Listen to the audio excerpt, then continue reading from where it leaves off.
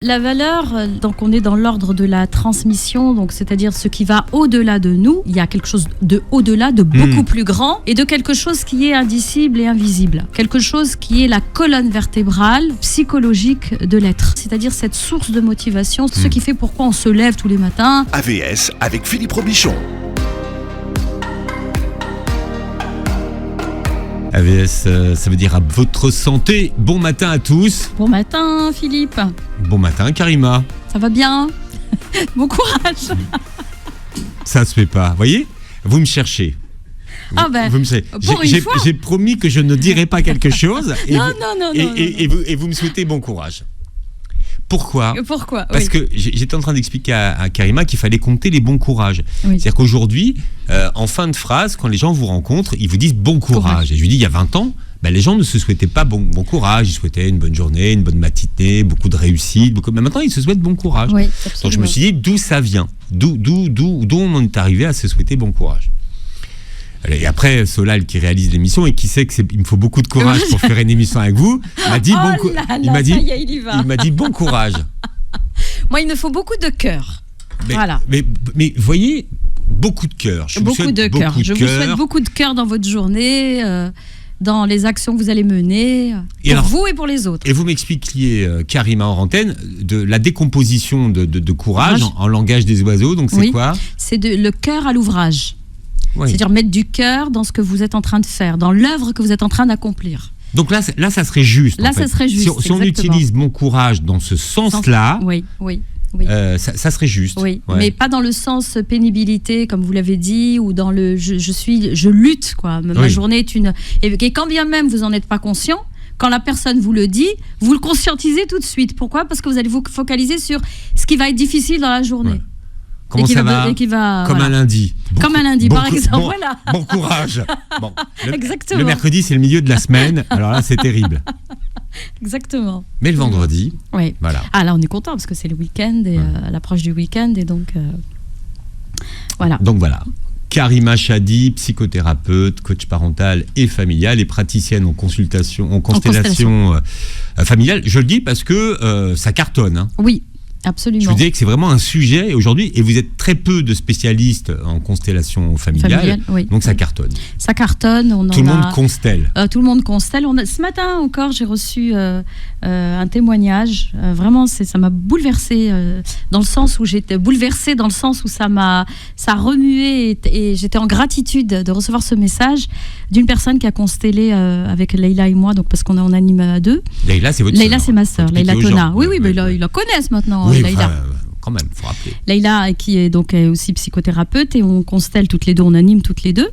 Et on a reçu un témoignage d'une dame qui a été faire justement son enquête auprès de sa famille, auprès de son père, et qui lui a confirmé en fait ce qu'elle avait connecté, ce qu'elle avait touché au moment de la constellation, et qui lui a redonné tout le contexte. Et c'était beau, c'était puissant, c'est fort, et puis du coup de retrouver de la fierté dans cette famille et pas être uniquement, là c'était le cas en tout cas, pas uniquement famille je vous hais ou famille ce que vous m'avez transmis vos trucs, là j'en veux pas. Il y a ce travail-là qui se fait, mais il y a aussi le travail de reconnaissance, le travail de gratitude, le travail de se dire voilà, je viens de cette lignée qui ont lutté, qui étaient des résistants, qui ont comment ils ont contribué justement au pays d'origine, comment est-ce qu'il s'est développé, comment il s'est libéré aussi, et qui a contribué à la libération aussi personnelle.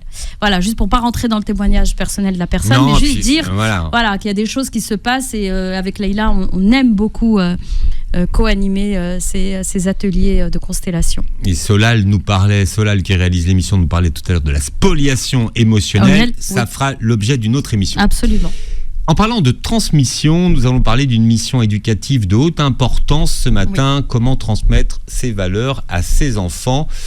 Transmettre les valeurs fondamentales à nos enfants est un aspect essentiel de leur éducation. Hein. C'est au même titre qu'on leur transmet comment manger, comment se faire beaucoup et devenir des grandes personnes. C'est très important.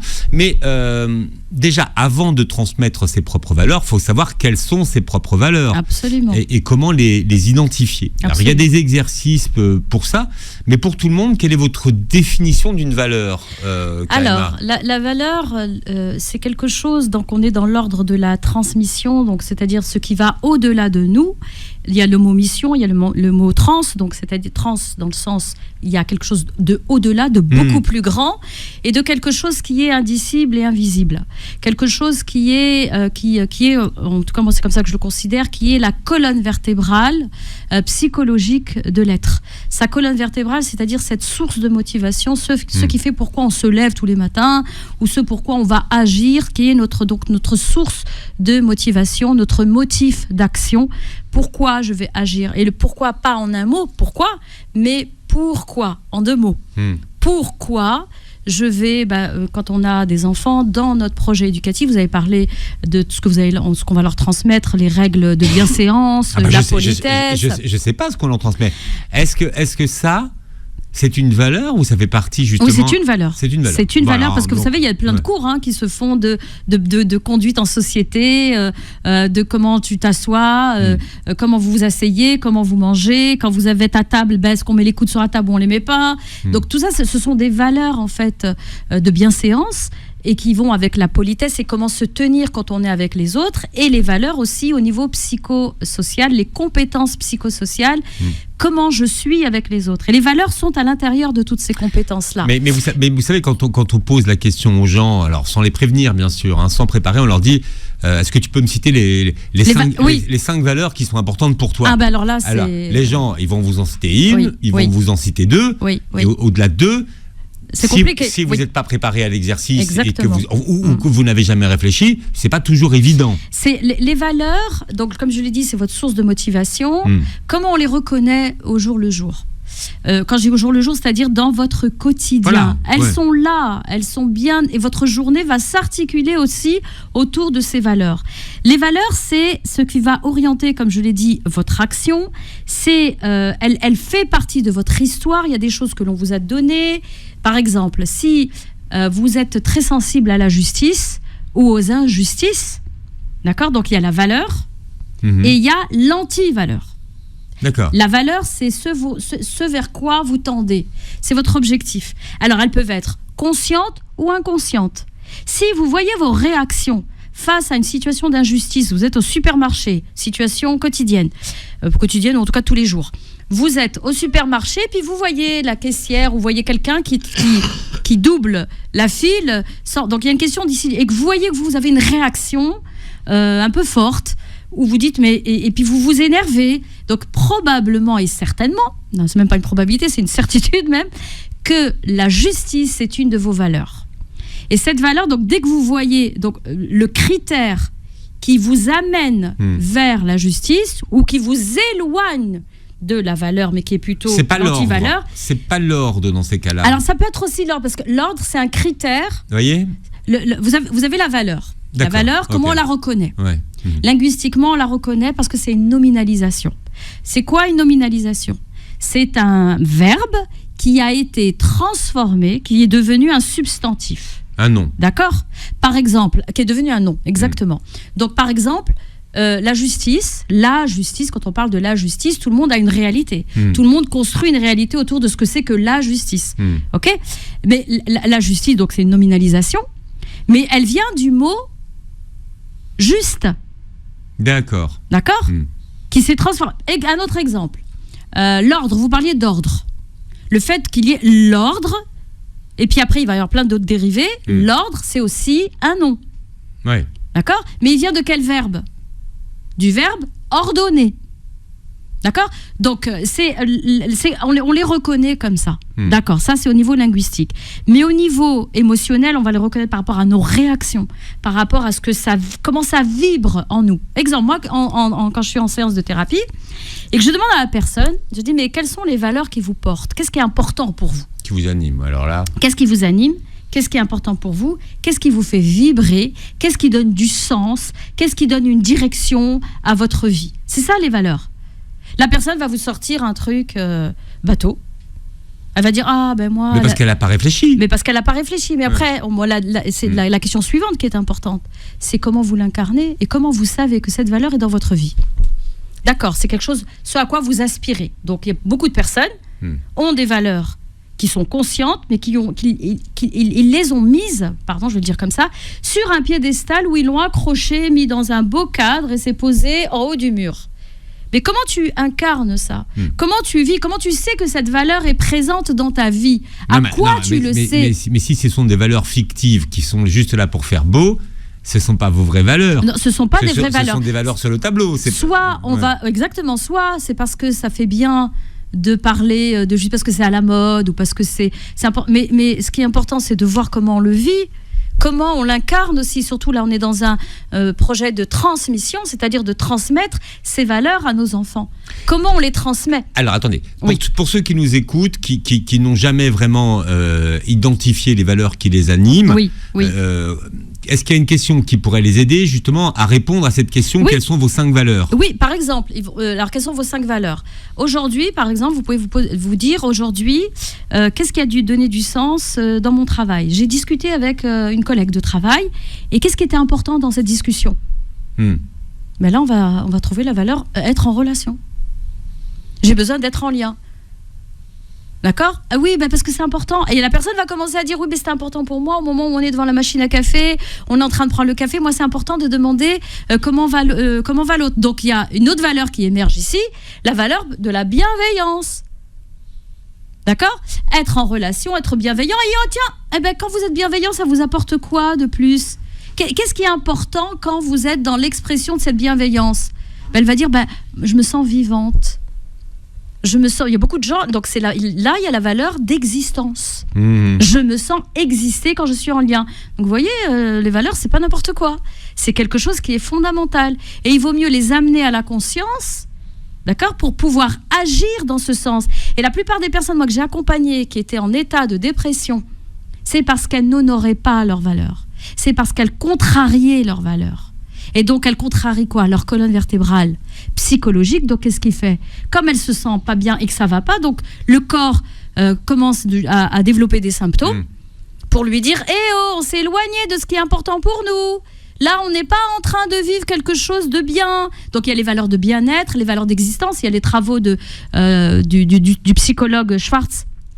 Vous pouvez aller le rechercher. C'est celui qui est le plus cité quand on parle de valeurs. Exactement, il a répertorié les 10 valeurs importantes. Donc tous les êtres humains de cette planète, nous avons tous les mêmes valeurs. La différence, c'est quoi ? C'est dans notre manière de les honorer, dans notre manière de les incarner, dans notre manière de les faire vivre au quotidien. Et nos enfants ont besoin de nous voir vivre ces valeurs. Si vous dites à longueur de journée, la solidarité c'est bien, il faut être solidaire, mais en aucun moment de la journée vous montrez votre attachement à cette valeur qu'est la solidarité, vous faites juste un discours, tout simplement. Comment transmettre ses propres valeurs à ses enfants ? Alors évidemment, on disait tout à l'heure qu'avant de transmettre à ses enfants, il fallait d'abord se questionner sur ses propres valeurs et savoir celles qu'on voulait transmettre. Quelles sont vos 5 valeurs qui vous dirigent, Karima ? Moi, alors... vous ? Oui, moi. Alors, une des top valeurs... vraiment que j'ai réalisé à un point qui était hyper importante, c'est l'authenticité. Ça, c'est la première, je l'ai installée en haut, au-dessus, elle est sur un piédestal. J'ai l'authenticité, la bienveillance, l'empathie, la famille, l'argent. C'est très récent, l'argent. Avant, elle était tout en bas de ma liste. Ah, c'est pour ça qu'on en parlait tout à l'heure, de l'argent. Oui, de l'argent, on parlait de spoliation parce que c'était quelque chose qui était très tabou dans ma famille. Et elle va avec la valeur travail.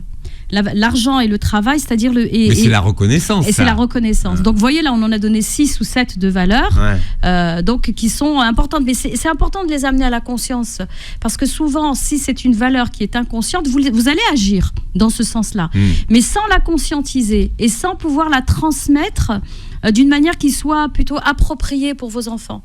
Et souvent, on va plutôt réagir, comme je le disais en début d'émission, par connaître l'anti-valeur. Je veux m'éloigner d'eux. L'anti-valeur, c'est, vous avez comme le processus... On a dit de l'injustice tout à l'heure. L'injustice, par exemple, l'honnêteté, c'est une valeur qui est importante pour moi, qui va avec l'authenticité. Donc, du coup, l'anti-valeur, c'est l'hypocrisie. L'anti-valeur, c'est la duplicité, le mensonge. Voyez ? Donc, du coup, et souvent, les gens, c'est comme ça qu'ils se comportent. Parce qu'ils veulent s'éloigner de la duplicité, de l'hypocrisie, de la malhonnêteté... Ils sont conscients de l'antivaleur, mais pas conscients de la valeur qui va avec. De la valeur qui va avec et de ce qu'ils veulent réaliser. Vous voyez ? Donc, ce qui va vous aider à pouvoir évaluer aussi, parce que nos valeurs, il faut les évaluer. D'accord ? C'est le même mot d'ailleurs. Hein, ça vient évaluer, valeur, c'est le même mot, c'est la même racine. Ouais.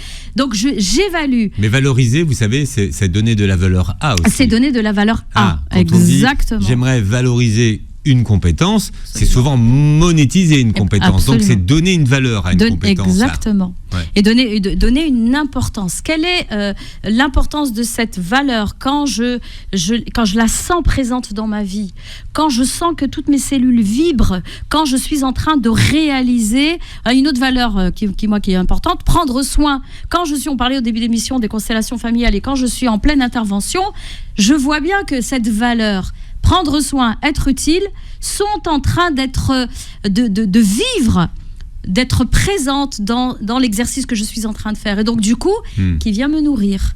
Et du coup, vous le transmettez, vous rayonnez de ça. Il n'y a pas besoin de faire de la morale.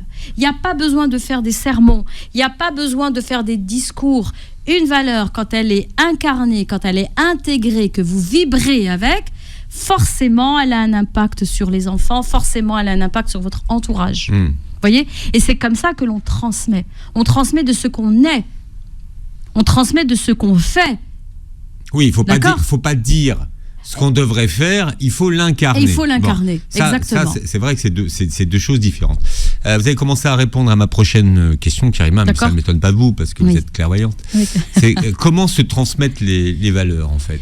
Alors, les valeurs, elles se transmettent, donc on l'a dit, par rapport à l'incarnation. Et à l'incarnation. Ouais. Alors, il faut, juste un point avant de répondre complètement à la question, on peut se poser la question, mais d'où elles viennent, les valeurs ? Les valeurs, elles viennent de votre éducation, de ce que vous avez reçu, de vos parents, de vos arrière-grands-parents, de toute la lignée.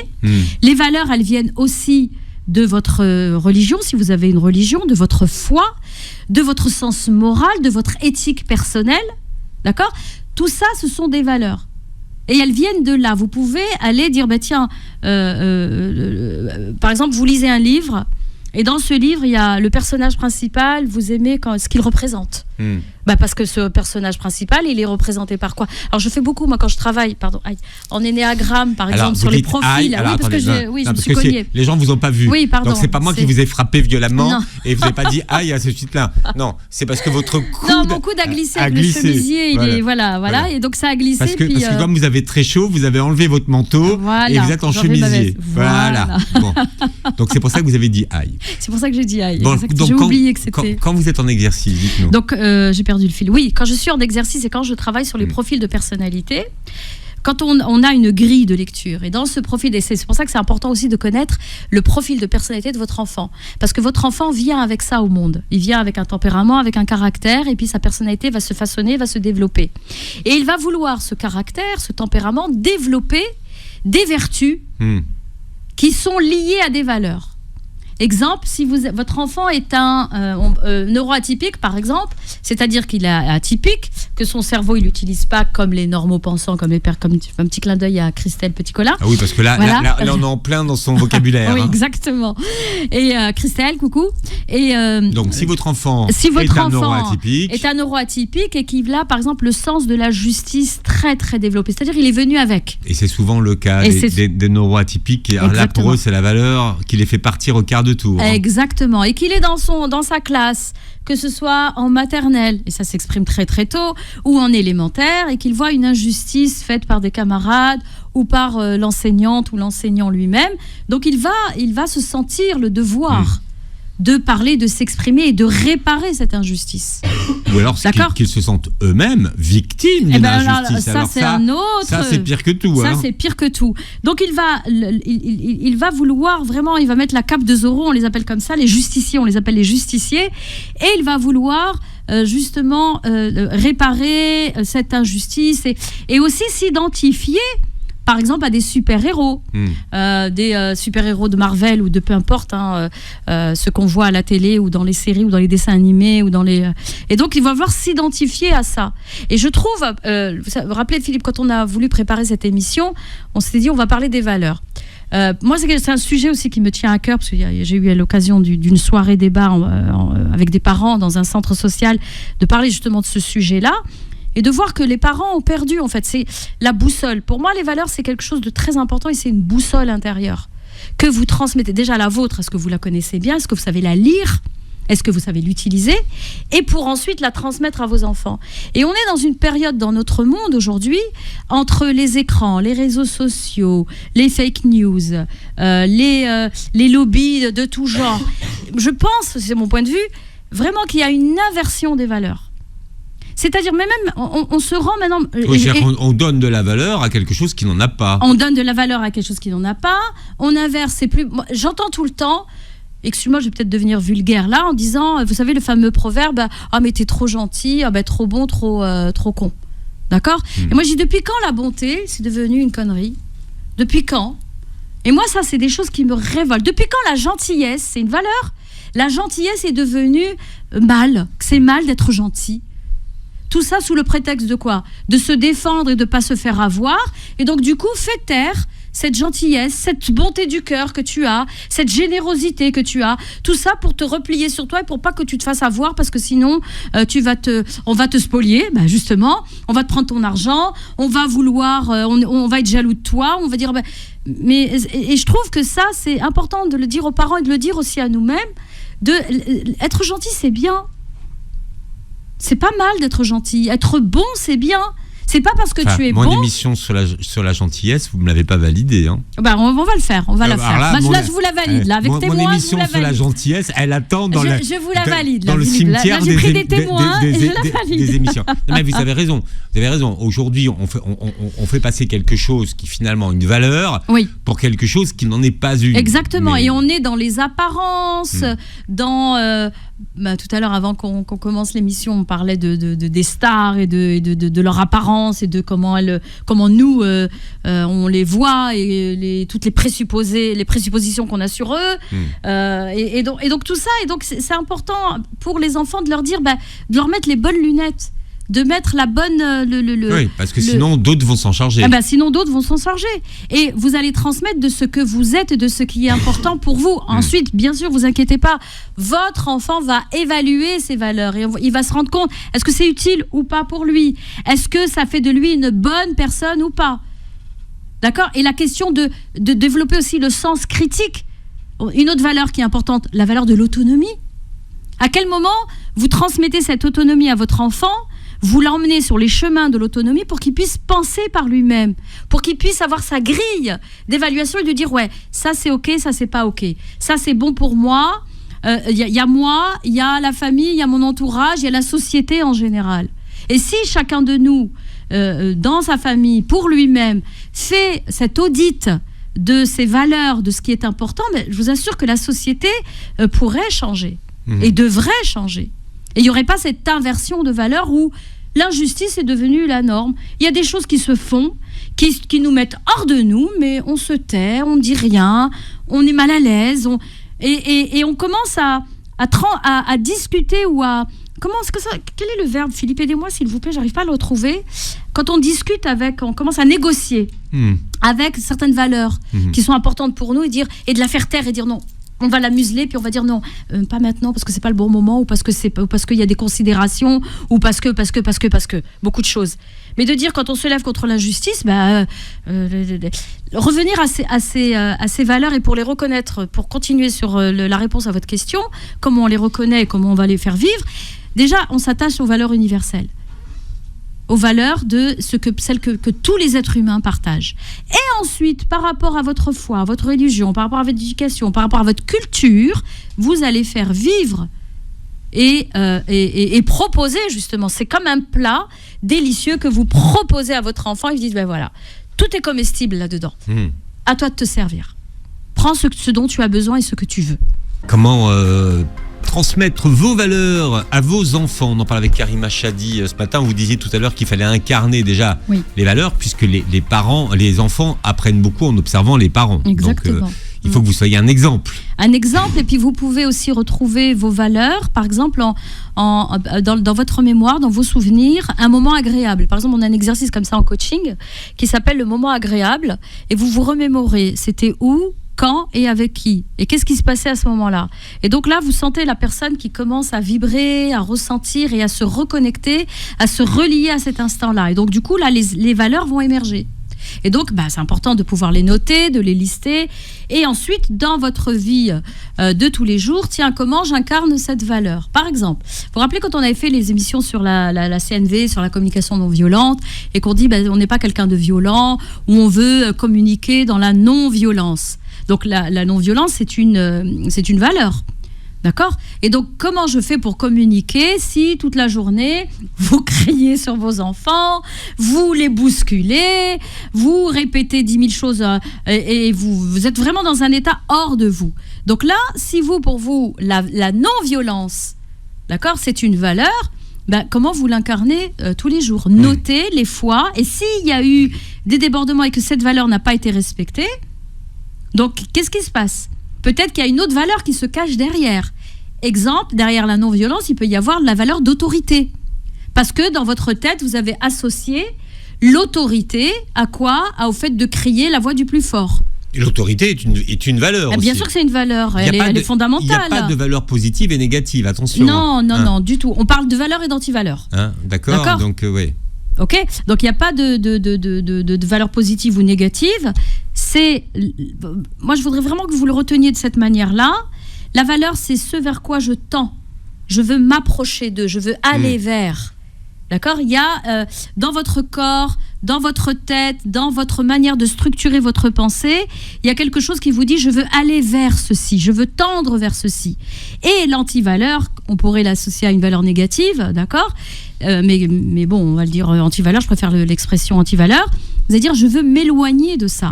C'est quelque chose que je ne supporte pas, donc je veux mettre de l'espace entre moi et cette chose-là, entre moi et ce comportement-là, entre moi et cette façon de penser, entre moi et cette valeur-là. Parce que généralement, c'est des valeurs qui vont venir, par exemple, dans l'autorité, il y a le mot autoriser. Oui. Il y a le mot permettre. D'accord ? Et dans autoriser, il y a le fait de protéger aussi. La protection, c'est aussi une valeur. Et souvent, parce qu'on veut protéger, on peut basculer dans la violence. On peut basculer dans la privation de la liberté de l'autre. Voyez ? Donc nos enfants nous voient agir toute la journée. Et c'est comme ça qu'ils s'en imprègnent. Et c'est des graines que vous êtes en train de semer. Peut-être qu'à un moment donné, vous ne voyez pas le résultat de dire, par exemple, la tolérance, c'est quelque chose qui est important pour vous. Le respect, c'est quelque chose qui est important pour vous. Mais comment vous l'incarnez ? Si votre enfant vous voit respecter les adultes autour, mais qu'il ne vous voit pas respecter les enfants, il va dire, en fait, le respect, c'est juste dans une direction et pas dans l'autre. Donc, du coup, il va apprendre, il va respecter les adultes, mais pas respecter les personnes plus petites que lui, ou les enfants du même âge. Donc le respect, c'est tout azimut, c'est-à-dire dans toutes les directions, et de se dire, tiens, à ce moment-là, je suis en train de pratiquer le respect. Moi, il y a une chose, moi je suis de culture marocaine, et il y a une chose qu'on fait au bled, pas qu'au bled, mais je le fais aussi. Quand je vais voir ma mère ou mon père avant qu'il décède, et moi j'ai un principe comme ça, j'embrasse la main de mon père et de ma mère. Je leur embrasse la main et j'embrasse entre les deux yeux, là sur le front. J'ai jamais dit à mes enfants, écoute, quand tu vois une personne âgée, tu lui embrasses la main ou tu lui embrasses. Je l'ai jamais dit, je l'ai jamais verbalisé, mais ils m'ont vu faire. Embrasser la main, embrasser la tête. Mais les enfants le reproduisent automatiquement. Et ils n'attendent que ça. Donc ce sont des gestes, c'est nos réactions, ils vont observer nos mots, ils vont observer nos silences. Quand à un moment donné, on se tait, on ne parle pas. Donc ils vont observer tout ça. Et n'oubliez pas que leur neurologie aussi, elle est câblée de cette manière-là avec les neurones. Miroir, exactement. Les enfants sont des éponges. Exactement.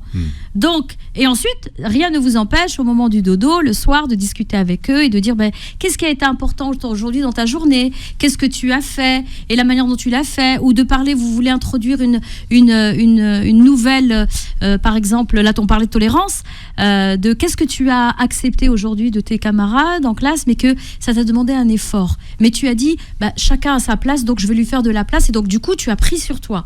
on peut expliquer, et ça, on peut l'expliquer aux enfants.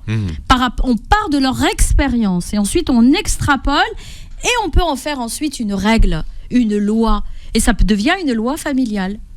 Par exemple, moi j'ai grandi avec la loi familiale, les sœurs, ça ne se dispute pas. Et ma mère, on a déjà raconté une fois quand on a fait une émission avec Leïla ici, où ma mère, quand avec Leïla on se disputait, je tordais les doigts, vous vous rappelez ? Et pas que ma mère nous prenait, mais vraiment elle nous prenait la tête à chacune par les cheveux comme ça. Bon là du coup on n'est pas dans la non-violence, hein. Mais bon c'est pas grave. Donc on prenait et elle tapait, elle disait les sœurs ça ne se dispute pas. Moi j'ai grandi avec ça. On est 5 filles, 5 sœurs, et on a des désaccords. On a des désaccords, mais on ne se renie pas. On ne prend pas la place de l'autre et on ne dit pas, on n'exclut pas. Et ça j'ai trouvé ça. Bon, de fait de taper les têtes, ça, on aurait pu s'en passer. Mais en fait, moi, je remarque beaucoup de personnes de votre génération qui ont eu des enfances pas maltraitées, mais des enfants, on va dire... oui, il y avait quand même des tapes, des cessez. Ça pouvait partir. Ah oui, bien sûr. Ça pouvait partir. Mais bien sûr, la menace. Ils disent toujours, oui, mais on n'en est pas mort. Non, je suis d'accord. Et ils disent, et ce n'est pas grave. Vous voyez, donc c'est drôle comme quoi, finalement, on peut prôner des choses aujourd'hui, mais qu'on n'a pas forcément vécues. Oui, mais je peux vous dire aussi que, Philippe, ça, c'est des choses-là que j'ai, moi, travaillé en thérapie personnelle. Parce que ça ne vous laisse pas indemne. Même si là, je dis, bon, c'est pas grave. C'est une manière de minimiser la chose, mais qu'au moment où je l'ai vécu, et même après de l'avoir travaillé en thérapie personnelle, de se dire, oui, quand même, à ce moment-là, je n'ai pas été respectée. Mon intégrité physique n'a pas été respectée. Ouais. J'ai reçu une tape. Alors que peut-être des fois je la méritais pas. Et vous voyez, même là en le disant, il y a tout un vocabulaire. Là, je vois votre corps déjà, qui est votre langage corporel qui s'anime. Bon. Donc vous voyez, vous avez sorti les griffes. Non, mais ça veut dire qu'il y a une empreinte. C'est ça, c'est pour ça qu'aujourd'hui on veut, mais vraiment avec toute la volonté du monde, pouvoir éduquer sans violence, mais c'est pas facile. Et c'est pas les bisounours, c'est vraiment. Est-ce qu'il y a un âge où les valeurs se cristallisent finalement et qu'après c'est trop tard ? C'est-à-dire est-ce qu'il faut le faire vraiment dans l'enfance pour le reste de sa vie, ou alors on peut inscrire des nouvelles valeurs tout au long de sa vie ? On inscrit de nouvelles valeurs tout au long de notre vie. Tout au long de sa vie, oui. C'est pas figé. Non, heureusement.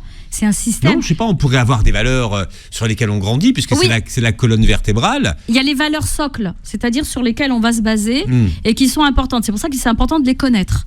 Et ensuite, on va co-construire selon les expériences de vie, selon ce qui va se passer. Et en fait, on va déplacer le curseur des valeurs. Voyez ? Mais par exemple, l'authenticité chez vous, c'est pas une valeur socle, c'est une valeur que vous avez découvert avec le temps. Oui, mais elle était inconsciente en fait. D'accord. Moi, je l'ai depuis que je suis toute petite et je me prenais, en revenant à la violence, je me prenais des baffes. Pourquoi ? Parce que il m'arrivait de voir des tatas ou des tontons que je trouvais que je supportais pas parce que j'aimais pas leur manière de regarder, ou que je n'aimais pas leur manière de faire, ou leur manière de prendre l'espace, ou de leur manière de prendre le pouvoir. Et du haut de mes 8 ans, je pouvais dire à l'autre, mais pour qui tu te prends ? Donc ça, c'est être authentique, c'est-à-dire dire ce qui est vrai pour soi. Et donc ça, c'est peut-être que ce n'était pas, et ça ne l'était pas à ce moment-là. Je ne savais pas que c'était l'authenticité qui s'exprimait. D'accord ? Et donc, je l'ai ravalé. Pourquoi ? Parce que je me suis pris une treha, comme pour le dire en arabe, d'accord, une petite tape, et dire ça se fait pas, arrête. Ou alors les gros yeux, hein. Vous savez, la mère qui fait, là je fais plein de mimiques, hein, que nos auditeurs ne voient pas. Normalement, le regard suffit à remettre les choses en place. Oui, exactement. Et là, le regard, par contre, il vous fige. Là vous vous cristallisez, vous devenez une statue de sel. D'accord ? Donc, il y a ça.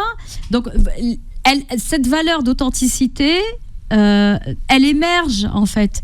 Elle émerge à un moment donné de votre vie, moi en tout cas dans ma vie. Une autre valeur que je pensais que je n'avais pas, la créativité. Pourquoi ? Moi je pensais, quand j'étais petite, j'étais hyper créative. Je faisais plein de choses, j'étais une enfant sauvage. D'accord ? J'ai grandi en Corse, bref, je ne vais pas raconter ma vie. Mais à un moment donné, c'est quand je suis arrivée au collège, où j'ai eu des professeurs qui sont venus et qui ont dénaturé cette valeur. Et donc du coup, je devais rentrer dans le moule. Je devais rentrer dans non, c'est pas normal, ou t'es pas dans la norme. Et donc du coup, la créativité, pour moi, je pensais que j'étais pas du tout créative. Ne laisse jamais dire ce que tu dois faire. Exactement. Voilà. Exprime ce que tu veux faire. Exactement. Et donc du coup, j'ai renoué avec cette valeur et je le vois dans mes accompagnements, je le vois même, il y a des gens qui me disent ça se voit quand même comment tu t'habilles, t'es hyper créative. T'es à limite excentrique, mais bon, c'est pas grave. l'association de couleurs. Et c'était dans le cours de mes formations, donc à l'âge adulte, Philippe, j'avais 35 ans, 36 ans, et je me retrouve dans un stage où on me dit, on va modéliser Karima pour sa créativité. Et là, c'est comme si vous m'aviez pris, vous m'avez donné une gifle. Pourquoi ? Parce que je dis, mais moi, je suis pas du tout créative, je sais pas dessiner, je sais pas, voilà. Voyez, donc c'est des valeurs que l'on pensait ne pas avoir, mais qui sont là et qui s'exprimaient à un niveau inconscient. Et quand on les a amenées à la conscience, et là de se dire, oui, je suis quelqu'un de créatif. Et donc, du coup, de pouvoir la développer. Donc, elle ne se fiche pas, la valeur est vivante, elle est vivante, charge à nous de la faire vivre au quotidien, avec nous-mêmes, avec nos enfants. Alors, il y a les valeurs que vous allez transmettre, bien sûr, mais vos enfants vont avoir eux-mêmes leurs propres valeurs. Absolument. C'est pas parce que vous leur transmettez des valeurs qu'ils vont les les reproduire. On est dans l'idée ici, Philippe, de générativité. Voilà. Ça veut dire quoi ? Générativité. C'est-à-dire on va générer. Et ça, cette valeur-là, plus cette valeur-là va donner naissance à une autre valeur. Et nos enfants, c'est ce qu'ils font. Quand ils vivent leur vie, ils deviennent autonomes, indépendants, à l'esprit du discernement, ce qu'ils prennent, toutes les influences qui me guident, ce que je prends, ce que je laisse, ce que je goûte. Ah, je teste celle-là. Ah non, celle-là, peut-être pas. Ok. Et puis, il y a ce que vous amenez dans vos bagages quand l'enfant grandit. Et puis, il va rencontrer une personne qui, lui aussi, arrive avec ses bagages. Et donc, qui va faire une valise commune, un bagage commun, pour pouvoir les transmettre à leurs propres enfants. Vous voyez ? Donc, dans beaucoup de familles, il y a des valeurs que les parents n'ont pas transmises, mais qu'ils vont ensuite les développer et les déployer à leur manière et les faire vivre d'une manière qui leur correspond. Mais ça répond à votre question ? C'est important de transmettre vos propres valeurs. Ah oui, voilà. mais oui. Et comment cette valeur est vivante ? Il faut se le dire. On est là, tout à l'heure je parlais d'audit, vous vous asseyez avec vous-même et vous vous dites, ok, qu'est-ce qui est important pour moi ? Qu'est-ce qui me fait vibrer ? Qu'est-ce qui donne du sens à ma vie ? Qu'est-ce que je veux voir dans ma famille se développer ? Qu'est-ce que je ne veux pas voir ? Donc, si vous n'arrivez pas, à répondre à la question d'une manière positive, posez-la d'une manière négative en disant, qu'est-ce que je ne veux pas voir se produire ? Et vous imaginez votre enfant quand il sera adulte. Quel adulte il va devenir ? Quelles valeurs vous voulez voir chez lui ? Des valeurs d'épanouissement, de sa brillance, de ce qui lui appartient. Vous voyez, vous êtes en train de tailler le diamant à ce moment-là. Et donc, cet enfant, c'est de cette manière-là. Donc, c'est quelque chose qui devient génératif, qui va produire, qui va se multiplier. Et l'enfant va faire le choix. Et il va reproduire certaines choses et déployer d'autres choses. Karima Chadi, vous réécouterez l'émission sur beurrefm.net et sur les plateformes qui reprennent cette émission Karima. Vous verrez bien sûr, pour voir à quel point Karima est créative, cette émission sur notre chaîne YouTube.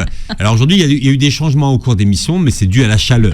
Oui, j'ai enlevé ma veste, c'est du velours. J'adore le velours en ce moment. Mais non, il faisait beaucoup trop chaud. Oui, là, il faisait trop chaud. Là. Dans le studio. Voilà, absolument. En fait, c'est la pression qu'on vous met. Vous voyez, on vous met dans la chaleur et on vous met la pression. C'est pour presser, pour faire sortir. C'est pour voir si vous tenez la pression. Merci de nous avoir prêté vos oreilles et passez une très belle journée santé sur Beurre FM.